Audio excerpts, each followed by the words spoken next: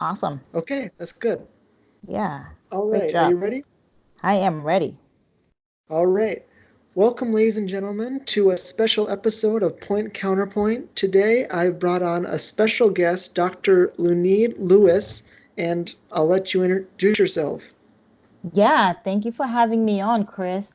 I am super enthusiastic. I'm glad you asked me to come on board because I'm looking forward to sharing my story. I've been podcasting for the past 5 months, but before that, I had a slew of different positions. I was a clinical psychologist. I work in data analytics, and to be frank, what I enjoy doing is educating and sharing content, sharing knowledge. Okay. All right, interesting. So, you want to just talk a little bit about your background here? I know you're from Haiti, and you ended up going to, you got your, where'd you get your PhD again? I got my PhD here, so let's take it back 1995, way back, right? Uh, Yeah. I Last century, last millennium. what is it? Just saying, it was the last millennium. Yeah.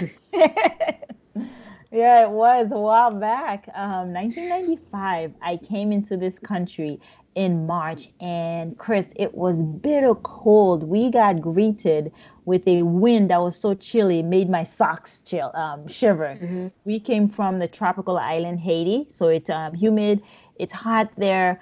But when we came to the States, we were not dressed for the weather, and it was a total culture shock for us, Hmm. for my mother and my siblings. And here in the States, it was an opportunity to get away from no running toilets, no electricity. It was an opportunity to get an education, an opportunity to learn a new language. But with that Hmm. came its own adversities because you're 10 years old and you're thrown into a new school and making friends become a challenge. Hmm. And so for me, the way I dealt with that was I kept my head in the books. And so I started reading romance novels. I accidentally found some at my grandfather's house and started reading at night before I go to sleep and going to school in the morning.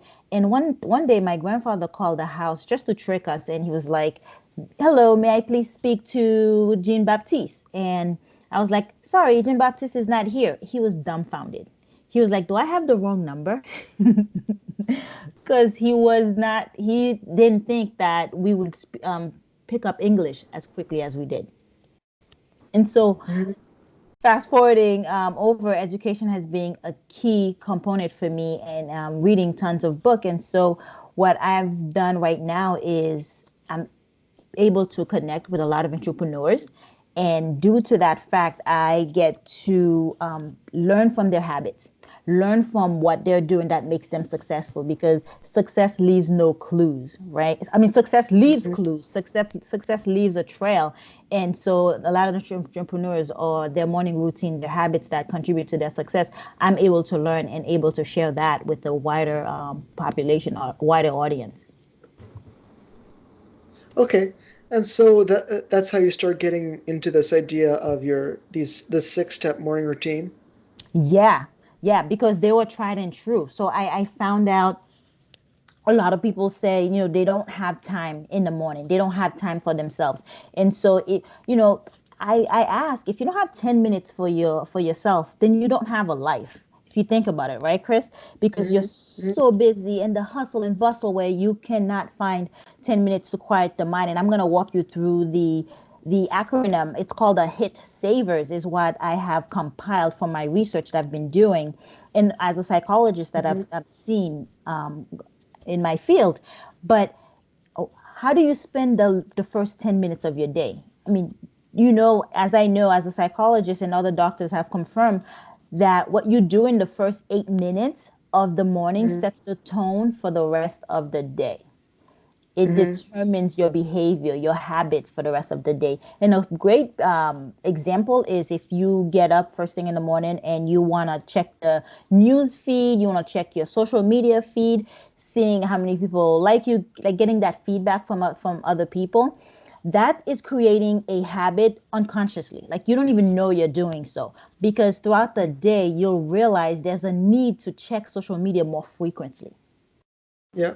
The habit is has formed. There's a habit loop that has formed because you did that. So there was a cue to get up to check what's going on out there, and that cue triggered a craving for affirmation, for confirmation, for likes and people's comments on, say, your post or what's going on with their life, and that craving then turns into a reward for you. And good or bad, it's a habit that is formed without your permission. And so once you create this habit loop, it gets hard to it becomes harder to detangle from it. Hmm. And so with go ahead. Do you hear me? Was that? What was that? Oh, I didn't hear you for a second. Oh, sorry. Yes. Yeah, go on. Okay. So with the habit, with the we say with that specific habit, what ends up happening is you're letting the world in before you actually take some time out to yourself. And so the morning routine comes in play to allow you the opportunity to quiet down your mind. So, but see, most people spend it hitting snooze and grunting and rolling out of bed and getting dressed. But what if, that time was spent in making yourself a better person? What if you woke up, 10 minutes before you needed to every day and work on yourself? How much better would you be at work, in your relationships and as a person in general? And so Yeah. the hit savers that I put together is acronym. It's hit savers. So the acronym stands for H is for hydration, and I wrote ebook on this. But I say hydrate first thing in the morning because you're at a fasted state at night, and so you're deprived of electrolytes. So first thing in the morning, you can help the process by drinking a glass of water.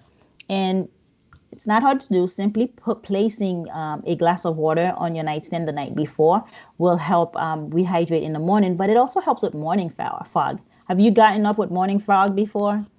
Oh, yeah, of course. You can't Yeah, I know, think. know You that don't. feeling very well. You know that feeling. You just can't think, and you don't feel like yourself. And it's like the fastest way to get rid of morning fog.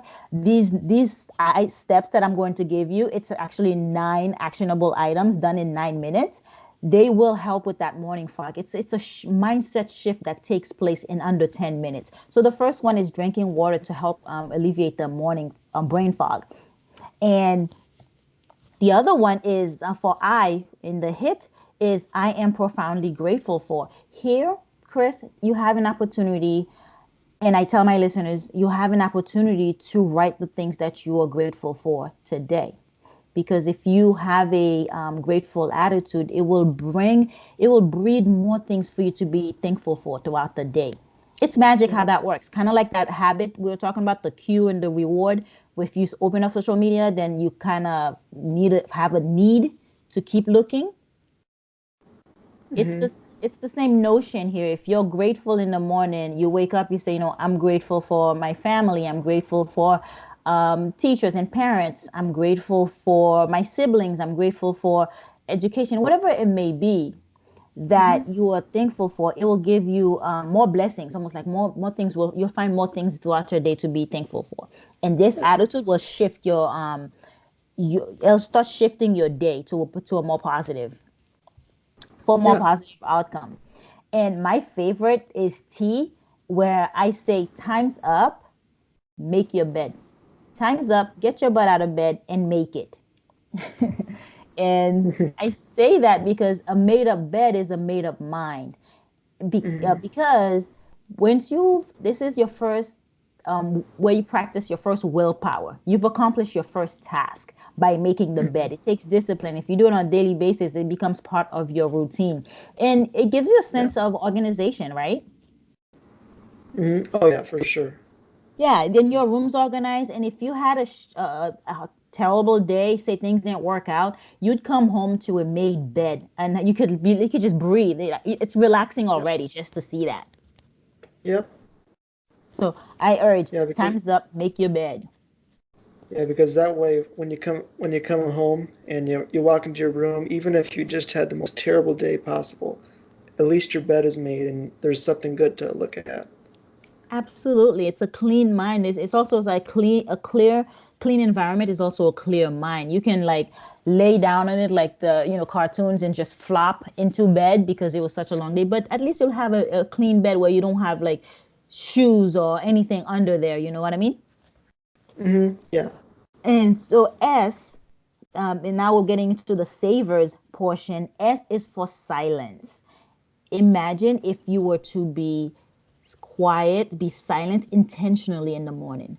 Spend 1 minute in taking like deep breaths, get letting Hmm. some oxygen in. So just watching your breath, and it's part of meditation too. If you're not familiar with meditation, this is the perfect way to start because you take three three deep breaths and then you exhale. You're just watching the breath in and out. If it's like watching your diaphragm, your belly go rising and sinking, Hmm. that's Yeah. meditation. Yeah. You Yeah. meditate as well? Yeah. Oh, I love meditation. I try to I try to do it regularly. I'm not as good at that, but I definitely do try to make an effort to meditate. And one thing that I was reminded of when you're talking was something called metta meditation, which is it's Sanskrit for loving kindness. It's a Buddhist practice. Oh, And you start out with you're making like positive affirmations first towards the self, yeah, and then you go towards your loved ones, then you go towards neutral people, and yeah. uh, then difficult people, then eventually all people, and you're expressing uh, loving kindness as the name suggests towards all people. Yeah, and even to animals. I Starting, actually love that one. You yes, send it's very loving interesting. kindness. Go Metta, ahead. Go ahead. It's called metta. yeah, metta meditation. Loving kindness meditation. You even send it to animals too. Because I do that one as well. And that's so it goes if the phrase is as you take your breath, the phrases is if your listeners are listening in or intrigued about this, you say to yourself, may you be happy, may you be healthy, may you be at Hmm. peace, right? Yeah, And then yeah. you send it off to somebody else, and you send it Hmm. to animals, and you send it to the earth. You just because we're a body of frequency, we're energy, we're a ball of energy. And so when Hmm. we Yeah. connect to the universe that way, so when you actually align yourself with the universe, you can and demand, not beg. You can demand anything you want. That's the beauty. That's the point of all this. Like setting your mind right so that you can start achieving everything you ever desire. Hmm.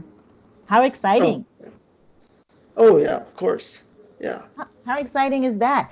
I actually, I'm glad you brought the meta up because I do this throughout the day. If I have a difficult person I'm dealing with at the office or on the street in traffic, I will, instead of judging them, instead of thinking bad thoughts towards them or yelling at them, because what you send out, you get back in return, Yeah. if that makes Yeah. sense. And so if I have a difficult person I'm dealing with, I simply say, nope, I'm not going to say mean things. I'm not going to think mean things. Instead, I say, may you be happy. May you be healthy. May you be at peace. And Yeah. that works so well. It's amazing because now I don't have any negative emotion balled up because I said something bad because it's the same energy. If I'm sending it out, it's going to come back to me. Hmm. Yeah. Yeah, I want to say one thing here, Chris, that I thought about as you were talking. The fastest way to be happy is to wish for somebody else to be happy. Hmm. It's Yeah. along the line of what we're talking about. If you're not happy, don't try to figure out a way to make yourself happy, a way to get happy. Simply think of somebody else, even a total stranger walking down the street, in the classroom, wherever they may be, and just say to yourself or think of them, um, I wish you had to be happy. Simple as that. And then that's going to come back to you. Yeah. Okay, let's move on to A, which is affirmations. Now, Yes. have you done affirmations? Are you familiar with affirmations? I am familiar with affirmations. Yes. Affirmations are so critical.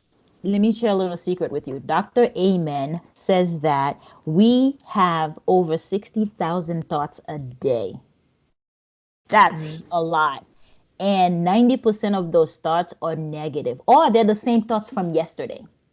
Mm-hmm. So we're not thinking anything different. We're playing a tape in our head over and over again, and it becomes our inner voice.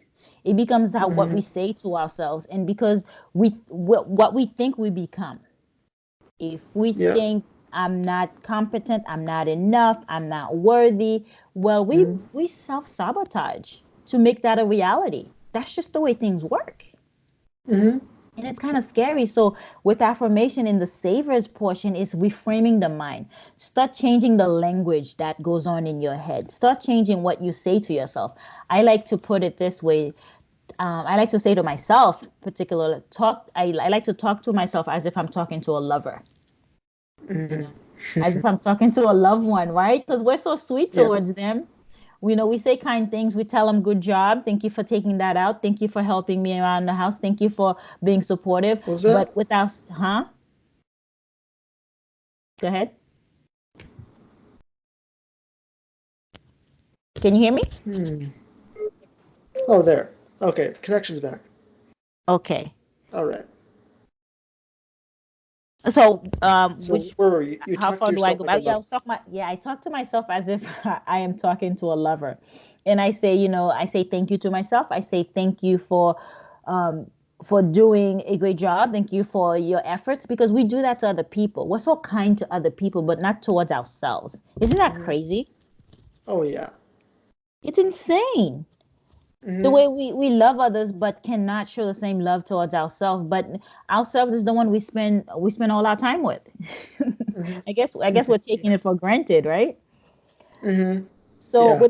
with the affirmation, it really is a point in time to actually reframe the mind, change the conversation, change the inner voice that goes on in our heads, and start saying words, because anything that you put after I am becomes your reality. Because Mm-hmm. remember, I said, whatever you think about, you become. Thoughts become things.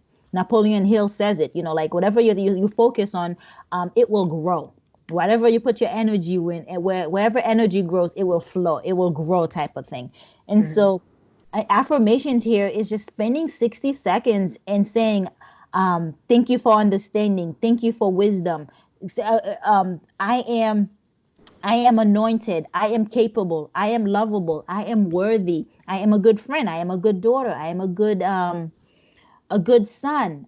Anything that will start to rewire the subconscious mind, because it's deep ingrained in there, the negative thoughts, because that's it's called being we are socially constructed that way, and that's okay, but we can do something about it. That's the fun part.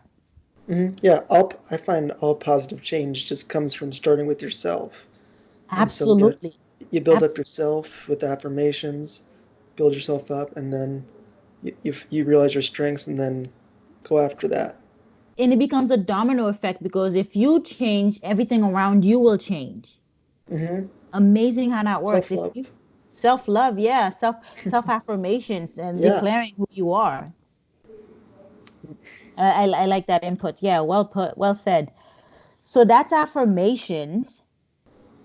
One of my favorites, I can give you a few of my favorite affirmations, and I say this to myself daily. I am victorious. I am blessed. I am talented. I am anointed. Little things like that. Yeah. Mm-hmm. What are some for you? Um, I am smart. I am kind. I am. Uh, I'm open. Mm, I'm approachable. I like that one.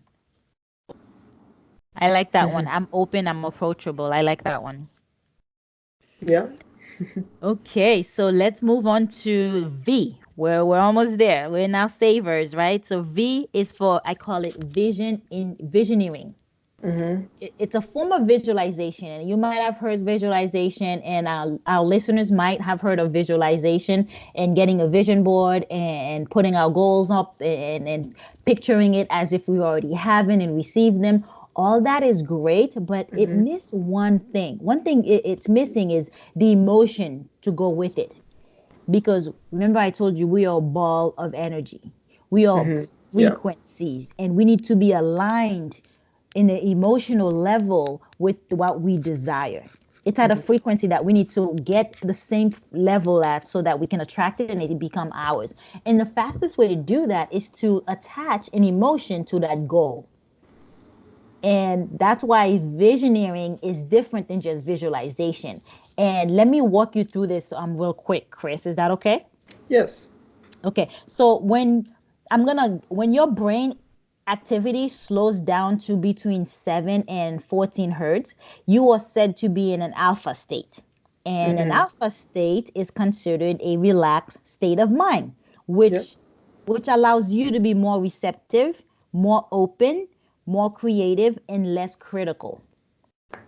Okay. Here's a fun fact. Babies are at alpha state when they are born, up to age 2 or 3 years old. Because why? They don't have the capacity to be critical or judge anything because they are meant to just download all the information that they're getting Mm-hmm. for the first 2 years of their life, Yeah. because they have to learn new languages, they have to learn a new culture, they have to learn a new society, they have Mm-hmm. to learn a new family, a new organization, right? They have to learn Yeah. faces and names, their own name.